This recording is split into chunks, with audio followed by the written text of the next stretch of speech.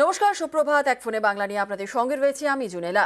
সন্দেশখালী এবং বনগাঁর ঘটনার পর কলকাতায় ইডির ডিরেক্টর রাহুল নবীন গতকাল রাতেই কলকাতায় পৌঁছেছেন তিনি। আজ ইডির পদস্থ আধিকারিকদের সঙ্গে বৈঠক করবেন রাহুল নবীন।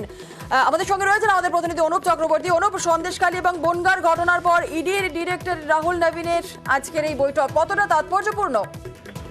তো আজকের বৈঠক কিন্তু তাৎপর্যপূর্ণ অত্যন্ত, তার কারণ একেবারে গতকালই শহরে কিন্তু একেবারে কলকাতায় ইডি ডিরেক্টর রাহুল নবীন তিনি কিন্তু এসে পৌঁছেছেন ARE 762 বিমানে, এবং সেখানেই তাকে যেমন বিমানবন্দর থেকে সরাসরি সল্টলেকের কাছে একটি 5 তারা হোটেল সেখানে তিনি এসেছেন, এবং সেখানে এক দফায় গতকালই কিন্তু ইডির যে সমস্ত কলকাতা আধিকারিক তাদের সঙ্গে অফিসিয়ালি না হলেও মৌখিক তিনি কথাবার্তা বলেছেন।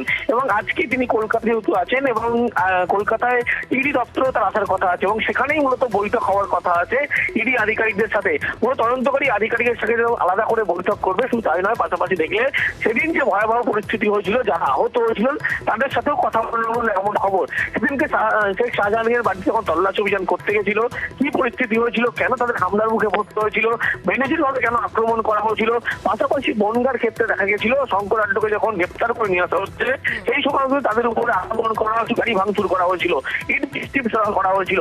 এই যে দু জায়গার যে পরিস্থিতি, যে ভয়াবহ পরিস্থিতি তৈরি হয়েছিল, বিভিন্ন ভাবে কিন্তু পদক্ষেপ নিতে দেখা গেছিল। গোটা রিপোর্ট কিন্তু একেবারে কলকাতার যে আধিকারিকদেরকে হেডকোয়ার্টারকে জানাতে বলা হয়েছিল, সেই রিপোর্ট কিন্তু পেশ করেছিল। তারপরেই তিনি অত্যন্ত তাৎপর্যপূর্ণ কালকে কলকাতায়, আগামীকাল রাতে, গতকাল কলকাতায় এসেছে, এবং আজকে বৈঠকের পরেই কিন্তু মূলত রণকৌশল ঠিক হবে শেখ শাহজাহানের বিরুদ্ধে কি পদক্ষেপ নেবে, এবং এই যে গোটা ঘটনা সেখানে কি পদক্ষেপ নিতে চলেছে, এই রোডম্যাপ কিন্তু তৈরি হয় বলে এমনটাই ইডি সূত্রের খবর। বেশ, শুনেলাম। ধন্যবাদ অনুপ।